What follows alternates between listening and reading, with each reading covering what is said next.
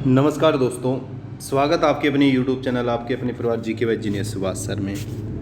हमने एक श्रृंखला शुरू कर रखी है, यानी हाल ही में HSSC के द्वारा जो आपके एग्ज़ाम लिए जा रहे हैं उन एग्ज़ामों के अंदर हरियाणा और इंडिया जीके के जो आपके क्वेश्चन आ रहे हैं उन क्वेश्चनों के बारे में हम चर्चा कर रहे हैं। उन क्वेश्चनों के साथ साथ उन और क्वेश्चनों पर भी हम ज़्यादा चर्चा करेंगे जिनके आने की नेक्स्ट एग्ज़ाम में बहुत ज़्यादा संभावनाएं हैं। ठीक है भी, तो बहुत इंपॉर्टेंट क्लास है। अब तक आपकी 9 क्लासें आ चुकी है। आज जो क्लास रहेगी वो 10 नंबर आपकी क्लास रहेगी।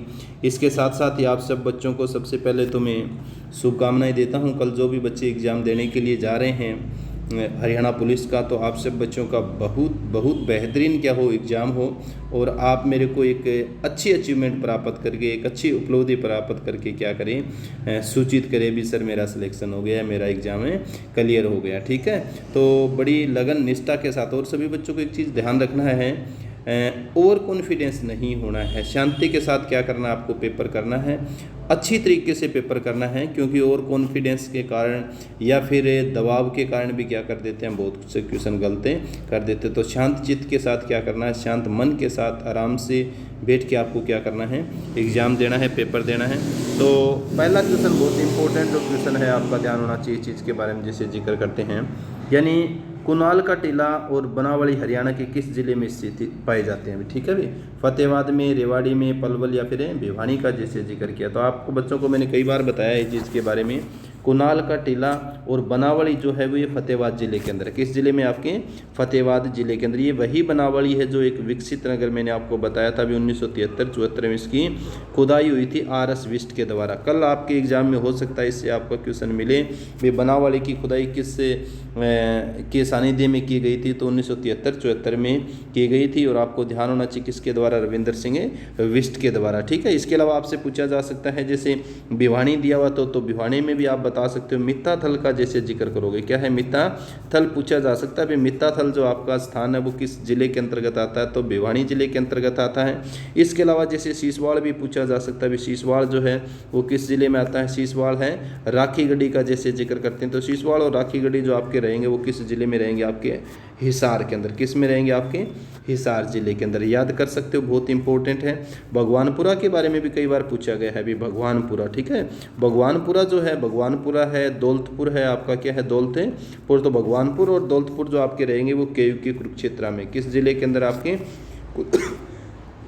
कुरुक्षेत्र जिले में है। ये चीज़ आप पढ़ सकते हो। इस चीज़ के बारे में बनावली जैसे फतेहाबाद में एक बिरढ़ाना भी पढ़ सकते हो। मैंने कई बार आपको बताया अभी हरियाणा का सबसे, इसके बारे में तो HSSC ने पीछे भी एक एग्जाम पूछा था अभी हरियाणा के अंदर सबसे प्राचीन नगर कौन सा है, तो आपका बिरढ़ाना है। तो बिरढ़ाना भी आप किस में पढ़ोगे, आप फतेहाबाद के अंदर पढ़ोगे। ठीक है, दक्ष खेड़ा पढ़ा जा सकता है, आपका दक्ष खेड़ा भी पूछा जा सकता है। दक्ष खेड़ा है, गिरावड़ का जैसे आप जिक्र किया जा सकता है, गिरावड़। तो दक्ष खेड़ा और गिरावड़ जो आपके रहेंगे रोहतक जिले में, किस जिले में रहेंगे, आपके रोहतक के जिले के अंदर है। बालू का टीला पूछा जा सकता है, बालू का जो टीला रहेगा आपका कैथल के अंदर। कहाँ रहेगा, आपका कैथल के अंदर। ठीक है, तो बहुत इंपॉर्टेंट है। बिरढ़ाना, बनावली और जो कुनाल का टीला फतेहाबाद में रहेगा। राखीगढ़ी, शीशवाड़ आप हिसार पढ़ोगे। भगवानपुरा, दौलतपुर आप कुरुक्षेत्र पढ़ोगे। दक्षखेड़ा, गिरावड़ आप रोहतक पढ़ोगे। मित्ताथल आप भिवानी पढ़ोगे और बालू का जो टीला रहेगा आपका वो कहाँ पर रहेगा, आपका कैथल के अंदर। चलो नेक्स्ट क्वेश्चन के बारे में चर्चा करते हैं, बहुत इंपॉर्टेंट है। निम्नलिखित में से किस क्रिकेटर को राजीव गांधी खेल रत्न पुरस्कार 2020 से सम्मानित किया गया है। ठीक है भी, यानी किस क्रिकेटर को राजीव गांधी खेल रत्न पुरस्कार 2020 से सम्मानित किया गया। रोहित शर्मा, विराट कोहली, ऋषभ पंत या फिर उपरोक्त में से कोई नहीं। तो रोहित शर्मा को 2020 के अंदर है खेल जगत का सबसे बड़ा पुरस्कार दिया गया था। ठीक है, खेल जगत का सबसे बड़ा पुरस्कार कौन सा, आपका राजीव गांधी खेल रत्न पुरस्कार है। कब इसकी शुरुआत हुई थी, ये चीज़ भी आपको क्लियर होना चाहिए। पूछा जाता है, ये ऐसे क्वेश्चन आपके बनते हैं भी, ऐसे क्वेश्चन भी। इसकी जो शुरुआत हुई थी, कब हुई थी इस खेल की, 1991-92 में। ठीक है भी, 1991-92 में राजीव गांधी खेल रत्न पुरस्कार की स्थापना हुई। और करंट का आपका क्वेश्चन बनता है, राजीव गांधी खेल रत्न पुरस्कार जो है इसका नाम बदल दिया गया। अभी क्या कर दिया, इसका नाम है मेजर ध्यानचंद भी। क्या कर दिया, मेजर ध्यानचंद भी। इंपॉर्टेंट है, याद करना, मेजर ध्यानचंद है। खेल रत्न भी क्या है, खेल रत्न अवार्ड नाम इसका कर दिया। ठीक है, खेल रत्न अवार्ड इसका नाम रख दिया गया अभी। यानी हाल ही में अभी आपको देखो जैसे जिक्र करें इस चीज़ के बारे में, यानी 2020 के ओलंपिक जो चल रहे हैं टोक्यो में, उसमें जो हॉकी की जो हमारी टीम है उसने ब्रॉन्ज मेडल जीता है। अभी कौन सा मेडल जीता है? हॉकी की जो टीम है उसने ब्रॉन्ज मेडल जीता है। तो ब्रॉन्ज हॉकी की जो पुरुषों की जो टीम है, पुरुष टीम ने ब्रॉन्ज मेडल जीता है।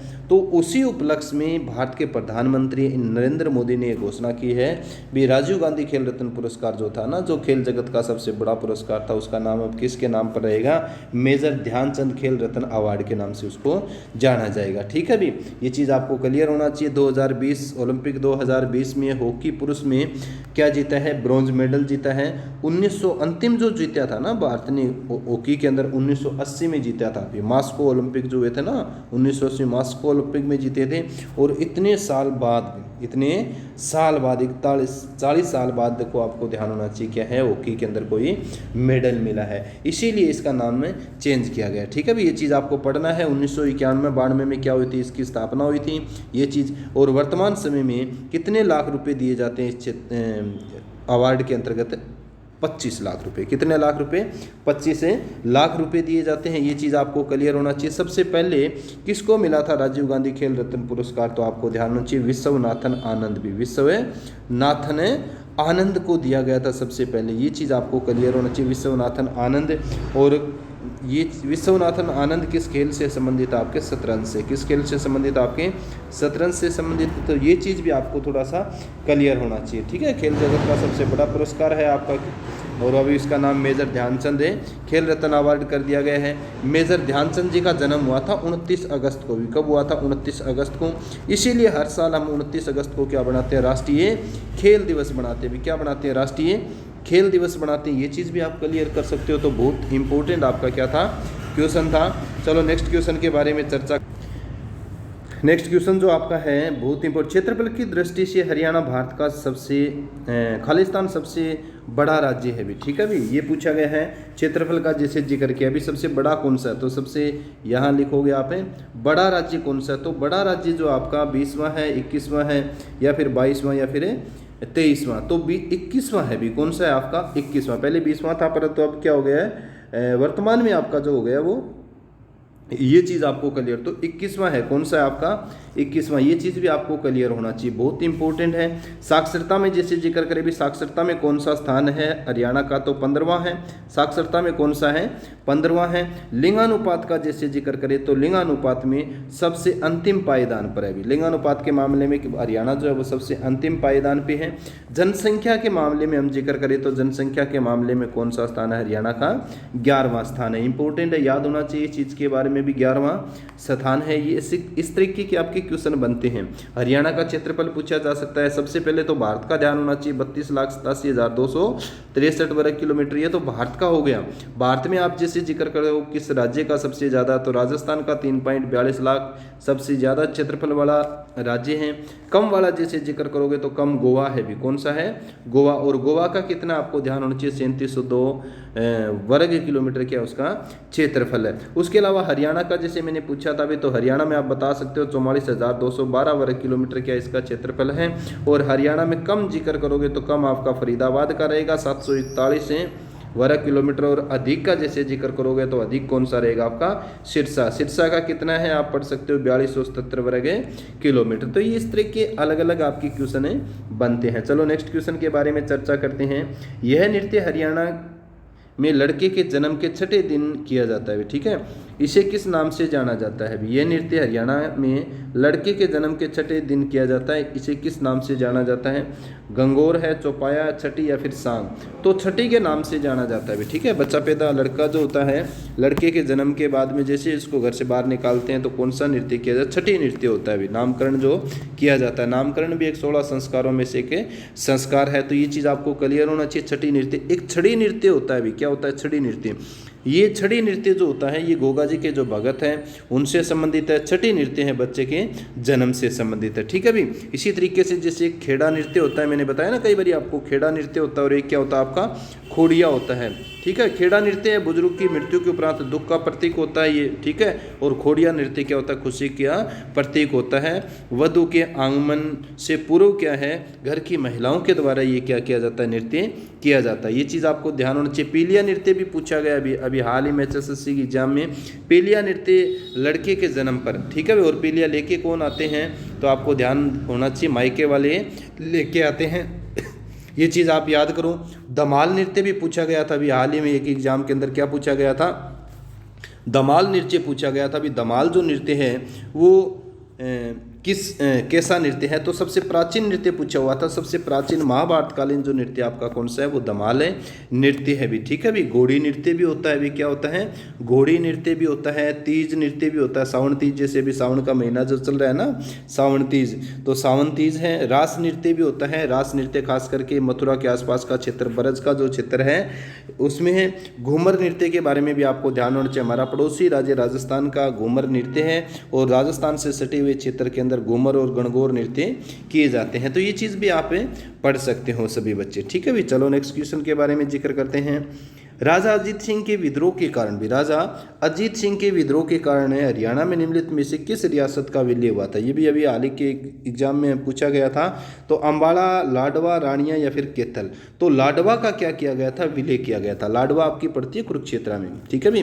कुरुक्षेत्र जिले की एक विधानसभा सीट भी है भी, क्या एक विधानसभा सीट है। तो इस रियासत के जो में जो विद्रोह हुआ था ना अजीत सिंह के समय, तो अजीत सिंह के विद्रोह के कारण इस रियासत को किस में मिलाया गया था, विलय हुआ था अंग्रेजी, ठीक है। ये चीज़ आप पढ़ सकते हो, बहुत इंपॉर्टेंट है। रानिया भी क्या थी, एक रियासत थी भी, ठीक है। रानिया भी एक रियासत थी, ये चीज़ भी आप क्लियर कर सकते हो भी। इस चीज़ के बारे में बहुत इंपॉर्टेंट है भी। रानिया किस जिले के अंतर्गत आता आपका, सिरसा जिले। किस जिले के अंतर्गत आता आपका, सिरसा जिले। रानिया भी एक विधानसभा सीट है भी, ठीक है। अम्बाला विधानसभा सीट है, लाडवा विधानसभा सीट है, रानिया विधानसभा सीट और कैथल भी क्या आपकी एक विधानसभा सीट है भी। चलो नेक्स्ट क्वेश्चन के बारे में चर्चा करते हैं। तंबाकू के प्रयोगकर्ता कुपोषित होते हैं, ठीक है भी। तंबाकू के प्रयोगकर्ता कुपोषित होते हैं क्योंकि तंबाकू के प्रयोग से खालिस्तान होता है, भूख का बढ़ना, भूख का घटना, सही भूख का अनुसरण या उपरोक्त में से कोई नहीं। अरे तंबाकू के ज़्यादा सेवन से भूख क्या हो जाती है, घट जाती है, भूख नहीं लगती। क्या नहीं लगती, भूख नहीं लगती। और भूख नहीं लगेगा तो वो क्या हो जाएगा आपका, कुपोषित हो जाएगा अभी, कुपोषण का शिकार हो जाएगा अभी। क्या हो जाएगा, कुपोषण का शिकार। मैंने कई बार आपको बताया भी, भारत एक प्रमुख तंबाकू उत्पादक देश है, प्रमुख तंबाकू उत्पादक देश है, परंतु हम सारे तंबाकू का क्या कर लेते हैं, उपभोग कर लेते हैं। क्या कर लेते हैं, उपभोग कर लेते, ठीक है भी। ये चीज़ आपको क्लियर होना चाहिए। प्रमुख उत्पादक तो है परंतु निर्यात नहीं करते, आयात करते हैं। क्यों, क्योंकि यहाँ पर है उसका प्रयोग करने वाले बहुत ज़्यादा है भी। ये चीज़ आपको क्लियर होना चाहिए। भारत में सबसे ज़्यादा तंबाकू का उत्पादन होता है AP आंध्र प्रदेश में, ठीक है भी। आंध्र प्रदेश में आपको ध्यान होना चाहिए। और आंध्र प्रदेश के राजमुंद्री का जैसे जिक्र करते हैं, याद करना, नेक्स्ट एग्जाम में आपको जरूर मिलेगा। राष्ट्रीय तंबाकू अनुसंधान संस्थान कहाँ पर है, तो आंध्र प्रदेश के राजमुंद्री में स्थित है। और हर साल 31 मई को हम क्या बनाते हैं, विश्व धूम्रपान निषेध दिवस बनाते हैं। विश्व धूम्रपान निषेध दिवस बनाते हैं। ये चीज़ आपको क्लियर होना चाहिए। तंबाकू भारत में कौन लेके आए थे, तंबाकू भारत में लेके आए थे पुर्तगाली। कौन लेके आए थे, पुर्तगाली। और जहांगीर ने क्या कर दिया था, तंबाकू पर प्रतिबंध लगा दिया था जहांगीर ने। तो पुर्तगाली लेके आए थे, जहांगीर ने क्या लगा दिया था, प्रतिबंध लगा दिया था। चलो नेक्स्ट क्वेश्चन के बारे में चर्चा करते हैं। पूर्वी क्षेत्र का कृषि जलवायु अनुसंधान केंद्र हरियाणा के किस जिले में स्थित है। पूर्वी क्षेत्र का कृषि जलवायु क्षेत्र अनुसंधान हरियाणा केंद्र हरियाणा के किस जिले में स्थित है। देखो पूर्वी का जैसे जिक्र किया, इस क्षेत्र का जिक्र किया है, अम्बाला में, करनाल में, रोहतक या फिर सोनीपत। तो ये कहाँ रहेगा आपका, करनाल के अंदर। खासकर बहुत से संस्थानों के लिए जो जाना जाता है आपका कौन सा, वो करनाल है भी। क्या है, करनाल है। तो ये चीज़ आपको क्लियर होना चाहिए भी। चलो नेक्स्ट क्वेश्चन के बारे में चर्चा करते हैं। किस नदी का उद्गम स्थान चंपासर ग्लेशियर है भी, ठीक है भी। किस नदी का उद्गम स्थान चंपासर ग्लेशियर है। घग्गर, सरस्वती, यमुना, फिर मारकंडा का जैसे जिक्र किया भी, ठीक है भी, मारकंडा का। तो ये आपको बताना है इस चीज़ के बारे में। तो ये आपकी यमुना नदी भी, कौन सी नदी रहेगी आपकी, यमुना नदी रहेगी। और यमुना नदी का जो है ना, जो ग्लेशियर है वो चंपासर है ग्लेशियर। ठीक है भी, ये चीज़ आपको क्लियर होना चाहिए। यमुना मैंने आपको कई बार बताया है भी 320 किलोमीटर लंबी क्या है, हरियाणा की सबसे लंबी नदी जो है वो कौन सी है, आपकी यमुना नदी है। ताजेवाला से प्रवेश करती है, पलवल के हसनपुर से उत्तर प्रदेश में ये प्रवेश कर जाती है। और आपको ध्यान होना चाहिए गंगा की सबसे लंबी सहायक नदी आपकी यमुना। ठीक है भी, गंगा की सबसे लंबी सहायक नदी है और गंगा में जाकर इलाहाबाद में जाकर ये क्या है, गंगा के अंदर मिल जाती है आपकी यमुना नदी भी। ठीक है भी, तो ये चीज़ आपको क्लियर होना चाहिए। अब क्वेश्चन 2 यहाँ बनते हैं भी, अगर पूछे हरियाणा की सबसे लंबी नदी कौन सी है, तो लंबी नदी का जैसे जिक्र करोगे तो कौन सी रहेगी, आपकी यमुना। दूसरी सबसे लंबी नदी जो रहेगी वो कौन सी रहेगी, घग्गर रहेगी। ठीक है, सदा नीरा नदी आपसे पूछे तो सदा नीरा नदी जो रहेगी वो कौन सी, यमुना रहेगी। और मौसमी सबसे बड़ी नदी पूछे, मौसमी सबसे बड़ी नदी, तो मौसमी सबसे बड़ी नदी जो रहेगी आपकी घग्गर रहेगी भी। क्या रहेगी, आपकी घग्गर रहेगी। ठीक है भी, ये चीज़ आपको क्लियर होना चाहिए। उसके अलावा जैसे पूछा जा सकता है भी घग्गर का उद्गम कहाँ पर है, तो हिमाचल प्रदेश का जैसे जिक्र करते हैं। किसका जैसे जिक्र करते हैं, हिमाचल प्रदेश। एचपी हिमाचल प्रदेश के शिमला के पास, किसके पास है, शिमला के पास डांगसाई की जो पहाड़ियाँ है ना, क्या है, डांगसाई की। तो डांगसाई की पहाड़ियों से क्या निकलती है, आपकी घग्गर नदी निकलती है भी। ठीक है, जो हरियाणा की सबसे बड़ी मौसमी नदी है भी। ये चीज़ आप क्लियर कर सकते हो। ऑप्शन दिया हुआ जैसे मारकंडा का जिक्र किया है, तो मारकंडा भी आपको ध्यान होना चाहिए हिमाचल प्रदेश के नाहन का, जैसे नाहन के पास शिवालिक की पहाड़ियों से निकलती है। किसके पास है, शिवालिक। तो शिवालिक की पहाड़ियों से निकलती है वो कौन सी, आपकी मारकंडा नदी है भी। ठीक है भी, तो ऐसे आपके क्वेश्चन बनते हैं भी। चलो नेक्स्ट क्वेश्चन के बारे में चर्चा करते हैं। हरियाणा का निम्नलिखित में से कौन सा जिला अपनी सीमा दूसरे राज्य के साथ साझा नहीं करता भी। ठीक है, हरियाणा का निम्नलिखित में से कौन सा जिला अपनी सीमा दूसरे राज्य के साथ साझा नहीं करता, चरखी दादरी, करनाल, फतेहाबाद या फिर रेवाड़ी का जैसे जिक्र किया है, तो ये रहेगा आपका चरखी दादरी। किससे अलग हुआ था चरखी दादरी, आपका भिवानी से अलग हुआ था। कब, 2016 के अंदर। ठीक है भी, दिसंबर 2016 का जैसे जिक्र करते हैं। तो चरखी दादरी और रोहतक ऐसे जिले हैं भी। दूसरा जिला कौन सा आपका, रोहतक। ऐसे जिले हैं जिनकी सीमा दूसरे राज्यों के साथ नहीं लगती। यानी टोटल 22 राज्य हैं, 22 जिले हैं हरियाणा के अंदर। 20 जिलों की सीमा किसी न किसी राज्य के साथ लगती है, किसी केंद्र शासित प्रदेश के साथ लगती है। परंतु 2 ऐसे जिले हैं, रोहतक और चरखी दादरी, जिनकी सीमा किसी भी राज्य के साथ या केंद्र शासित प्रदेश के साथ नहीं लगती हुई। ठीक है भी, तो ये चीज़ आपको क्लियर होना चाहिए, बहुत इंपॉर्टेंट है। पूछा जा सकता है करनाल की सीमा किसके साथ लगती है, यूपी उत्तर प्रदेश की। फतेहाबाद की राजस्थान के साथ लगती है, पंजाब के साथ लगती है। ये चीज़ भी आप क्लियर कर सकते हो, पंजाब के साथ है। रेवाड़ी की सीमा भी किसके साथ लगती है, राजस्थान के साथ लगती है। जबकि चरखी दादरी की सीमा नहीं लगती भी। ठीक है भी, चरखी दादरी की सीमा नहीं लगती। चलो नेक्स्ट क्वेश्चन के बारे में चर्चा करते हैं। हरियाणा के पंचकुला के जिले के बारे में निम्नलिखित में से कौन सा सत्य नहीं है भी। ठीक है भी, कौन सा सत्य नहीं है, तो ये जो ऑप्शन आपके दिए हुए हैं, हरियाणा के 17वें जिले के रूप में इसका गठन किया गया था। ठीक है भाई, 1995 अगस्त 1995 में क्या हुआ था, इसका गठन हुआ था 17वें जिले के रूप में इसका। पिंजौर पंचकुला का हिस्सा ये भी। ठीक है भी, पिंजौर पंचकुला के अंतर्गत आता भी। यह जिला किसी भी बारहमासी नदी से रहित है नहीं। ठीक है भी, ठीक है भी, रहित नहीं है भी, ये चीज़ भी आपको क्लियर होना चाहिए, रहित है। और अंतिम जो यह जिला उस क्षेत्र में स्थित है जहाँ कोई भूकंप नहीं आया भी। ठीक है, कोई भूकंप नहीं आया, तो ये आपका क्या रहेगा, जो अंतिम जो है ना, ये सत्य नहीं है भी। ठीक है, ये अंतिम जो रहेगा वो सत्य नहीं है भी। ठीक है, भूकंप में आया है भी, ये चीज़ भी आपको क्लियर होना चाहिए। तो पंचकुला से संबंधित है। देखो ये एक ऐसी ट्रिक है, ऐसे क्वेश्चन कन्फ्यूज करने वाले होते हैं बच्चों को, इसलिए पूछे जाते हैं ज़्यादा, तो आपको इनके बारे में भी थोड़ा सा क्लियर होना चाहिए। चलो ठीक है, नेक्स्ट क्वेश्चन के बारे में चर्चा करते हैं। शब्द कंप्यूटर से व्युत्पन्न हुआ है, जिसका अर्थ क्या होता है, सॉल्व है, डिकोड है, इंटरप्रिट या फिर कैलकुलेट। तो कैलकुलेट शब्द से बना है भी ये। ठीक है भी, शब्द कंप्यूटर जो है कंप्यूटर से व्युत्पन्न हुआ, जिसका अर्थ क्या होता है, कैलकुलेट भी। क्या होता है, जिसका अर्थ होता है कैलकुलेट होता है। ये चीज़ भी आपको क्लियर होना चाहिए। ठीक है भी, कैलकुलेट क्या होता है, इसका अर्थ होता है, ये चीज़ भी आप क्लियर कर सकते हो। चार्ल्स बेबेज का नाम सुना होगा आपने, कंप्यूटर के पिता पूछे जाते हैं बहुत बार भी। कंप्यूटर के पिता कौन है, तो कंप्यूटर के पिता है चार्ल्स बेबेज भी। ठीक है, चार्ल्स बेबेज हो सकता है। हरियाणा पुलिस के किसी एग्जाम के अंदर ये क्वेश्चन आपसे पूछा जाए भी, कंप्यूटर के पिता किसे कहा जाता है, तो कंप्यूटर के पिता कहा जाता है चार्ल्स बेबेज को भी। किसको कहा जाता है, चार्ल्स बेबेज। इंपॉर्टेंट है, ध्यान करना। चलो नेक्स्ट क्वेश्चन के बारे में चर्चा करते हैं।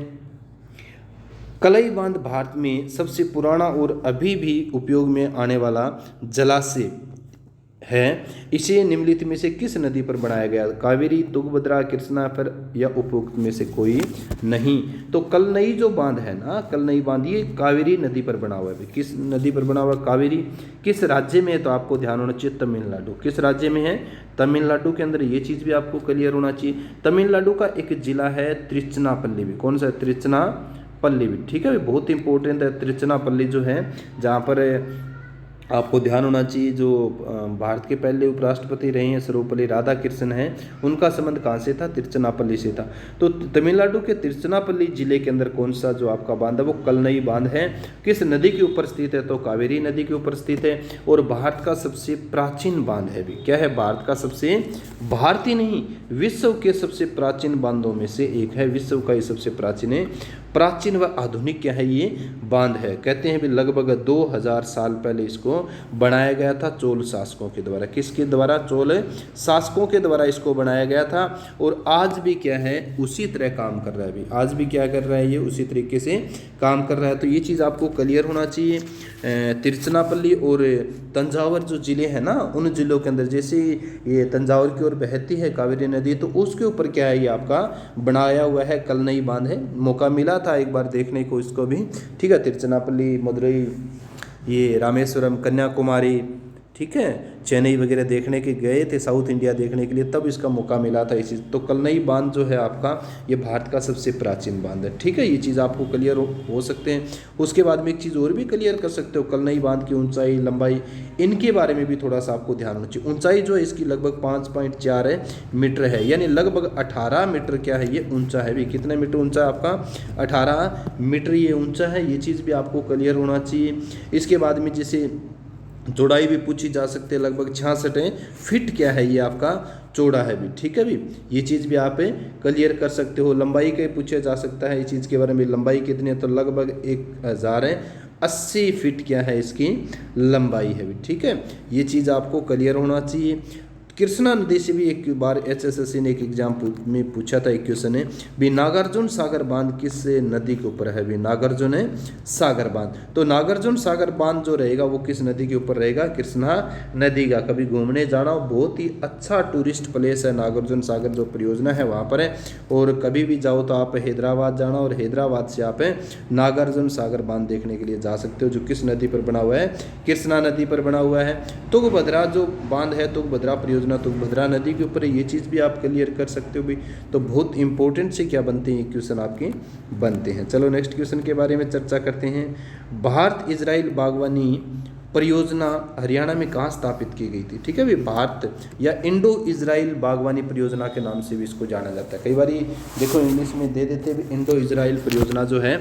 तो भारत इजराइल बागवानी परियोजना हरियाणा में कहाँ स्थापित की गई? गरौंदा, गनौर, ऊंचा माजरा या फिर गुरुग्राम के अंदर। ये तो ये गरौंदा है भी, करनाल जिले के अंदर। ठीक है भी, करनाल जिले का जो गरौंदा है वहाँ पर क्या इंडो इजराइल, ठीक है, भारतीय इजराइल बागवानी परियोजना स्थापित की गई थी हरियाणा में। उस समय सरकार थी कांग्रेस की भी। किसकी सरकार थी? भूपेंद्र सिंह हुड्डा उस समय हरियाणा के अंदर मुख्यमंत्री थे। तो उनके समय में, ठीक है भी, इसकी स्थापना की गई थी। केंद्र में उस समय कृषि मंत्री थे शरद पवार। ठीक है भी, तो उनके द्वारा इनकी क्या की गई थी? स्थापना की गई थी। तो गरौंदा आपको ज़रूर पढ़ना भी। ठीक है, इंडो इजराइल, खास करके अभी हाल ही में बच्चे देख रहे हैं ना, जैसे जो क्या आ रहे हैं, जो आपके जिक्र करते हैं ना इसकी अलग अलग चीज़ें, यानी बेमौसमी जो सब्जी हो रही है ना, बेमौसमी सब्जी, उसके लिए बहुत ज़्यादा ये चर्चित है। उससे क्या है, किसानों को बहुत ज़्यादा आमदनी हो रही है, बेमौसमी जो सब्जी उगा रहे हैं इंडो इजराइल पद्धति के द्वारा। ठीक है भी, और ख़ास करके अभी आप बाज़ार में खजूर देख रहे हैं ना, जो खजूर आए हुए हैं वो इंडो इजराइल पद्धति के, इजराइल से आए हुए हैं, इजराइल पद्धति के द्वारा तैयार किए हुए हैं। तो ये चीज़ आपको क्लियर होना चाहिए भाई, बहुत इंपॉर्टेंट है, गरौंदा से संबंधित है। चलो नेक्स्ट क्वेश्चन के बारे में जिक्र करते हैं। किस बड़ी घटना के बाद अंग्रेज़ों ने हरियाणा को उत्तर पश्चिमी प्रांत से हटाकर पंजाब में विलय कर दिया था। स्वतंत्रता हुई 1947 में, तब 1857 का विद्रोह, पंजाब पुनर्गठन 1965 या उपयुक्त में से कोई नहीं। तो आप सब बच्चे जानते हैं 1857 की क्रांति के बाद, ठीक है, 1857 की क्रांति के बाद 1858 में हरियाणा को किसके साथ जोड़ दिया गया था? पंजाब के साथ जोड़ दिया गया था, ठीक है अभी। और आपको ध्यान होना चाहिए 1 नवंबर 1966 का जैसे जिक्र करते हैं, 1 नवंबर 1966 तक हम किसके साथ रहे थे? पंजाब के साथ रहे थे। तो आज़ाद होने के बाद में भी हरियाणा किसका हिस्सा रहा है? पंजाब का हिस्सा रहा है, ठीक है। तो 1857 की क्रांति, 10 मई 1857 की जो क्रांति हुई थी, उसके बाद में हरियाणा को जो है पश्चिमी प्रांत से हटाकर पंजाब के साथ जोड़ दिया गया था, ठीक है भी। चलो नेक्स्ट क्वेश्चन के बारे में जिक्र करते हैं। हरियाणा में बेतरे, खादर, नेली का क्या अर्थ है भी, ठीक है भी। हरियाणा में बेतरे, खादर और नेली ये अलग अलग नाम है, आपको ध्यान होना चाहिए। बेतरे, खादर और नेली का जो अर्थ क्या है? रेगिस्तानी, रेतीला रेगिस्तान, पथरीला पर्वत, डेल्टा या फिर संकीर्ण निचले इलाकों में बाढ़ के मैदान भी। तो संकीर्ण निचले इलाकों में जब नदी बहती है ना, नदी बह रही है, तो ये निचले जो क्षेत्र हैं, यहाँ इलाकों के अंदर बाढ़ के जो मैदान है, इन बाढ़ के मैदानों को किस नाम से? बेतरे, खादर और नेली के नाम से जाना जाता है, ठीक है भी। तो बांगड़ और खादर मैंने आपको कई बार बताया भी है, बांगड़ होती है और एक क्या होती है? खादर। यानी बाढ़ के जो मैदान ऊपर का जो हिस्सा वो तो बांगड़ होता है, और नीचे का जो नवीन जो जलोढ़ जो बिस्ते है उसको किस नाम से? खादर के नाम से जाना जाता है, ठीक है भी। तो ये चीज़ भी आपको क्लियर होना चाहिए। चलो नेक्स्ट क्वेश्चन के बारे में चर्चा करते हैं। अभी हाल ही में किसने ओलंपिक खेलों में पदक जीता है भी? बहुत इंपॉर्टेंट है। 2020 के जो टोक्यो ओलंपिक जो चल रहे हैं अभी, कौन से चल रहे हैं? टोक्यो ओलंपिक चल, तो टोक्यो ओलंपिक में किसने क्या है अभी खेलों में पदक जीता है? सुशील कुमार, रवि दहिया, योगेश्वर दत्त या फिर साक्षी मलिक। तो आपको ध्यान हो, रवि दहिया ने क्या जीता है? रवि दहिया ने आपके टोक्यो ओलंपिक 2020 के अंदर रजत पदक जीता है। क्या, कौन सा पदक जीता है ना? रजत पदक जीता है, ठीक है भी। यानी अगर आपसे पूछें इस चीज़ के बारे में, तो पुरुष हॉकी टीम ने तो जीता है, आपकी पुरुष हॉकी टीम का जैसे जिक्र करें, इन्होंने तो ब्रॉन्ज मेडल जीता है, ठीक है, ब्रॉन्ज मेडल जीता है टोक्यो 2020 के अंदर है।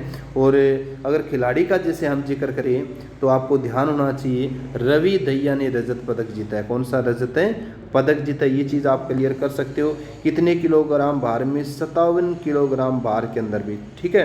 किस खेल में? कुश्ती के अंदर भी। किस में? कुश्ती में जीता है। ये चीज़ भी आप क्लियर कर सकते हो इस चीज़ के बारे में। एक चीज़ आपको ध्यान होना चाहिए इस चीज़ के बारे में, यानी ओलंपिक इतिहास का जैसे जिक्र करें, किसका जिक्र करें? ओलंपिक इतिहास।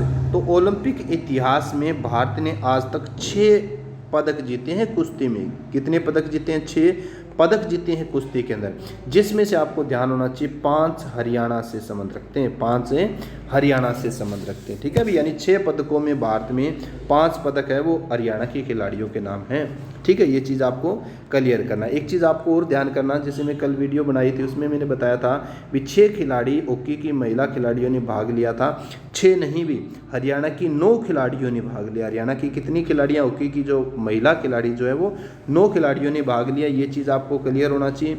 और एक बच्चे कन्फ्यूज़ हो रहे थे वहाँ पर 122वां विधेयक, जैसे मैंने बताया था ना आप बच्चों को, यानी विधेयक जो था ना वो 122वां था। भी क्या था? विधेयक जो था आपका 122वां था, जबकि संविधान संशोधन जो था वो 101वां था भी, ठीक है भी।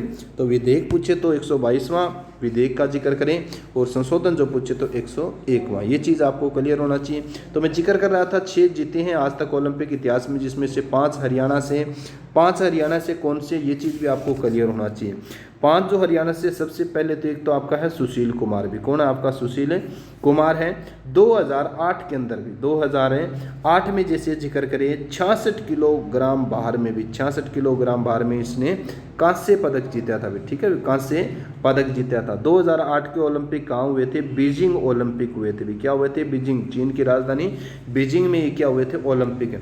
तो सुशील कुमार था। और सुशील कुमार आपको ध्यान होना चाहिए ऐसे प्रथम भारतीय हैं जिन्होंने मतलब व्यक्तिगत जैसे देखें तो व्यक्तिगत रूप से इन्होंने ओलंपिक के अंदर 2 पदक जीते हैं भी, ठीक है। और व्यक्तिगत, ठीक है, प्रथम भारतीय सुशील कुमार हैं जिन्होंने 2 बार क्या जीते हैं, ये पदक जीते हैं, क्योंकि 2008 में भी इन्होंने जीता था और 2012 के अंदर भी इन्होंने 2008 और 2012 के अंदर इन्होंने कांस्य पदक जीता है। तो ये चीज़ आपको क्लियर होना चाहिए, यानी 2008 में तो कांस्य पदक जीता था और 2012 में रजत पदक भी, कौन सा था आपका, रजत पदक, ये चीज़ भी आप क्लियर कर सकते हो।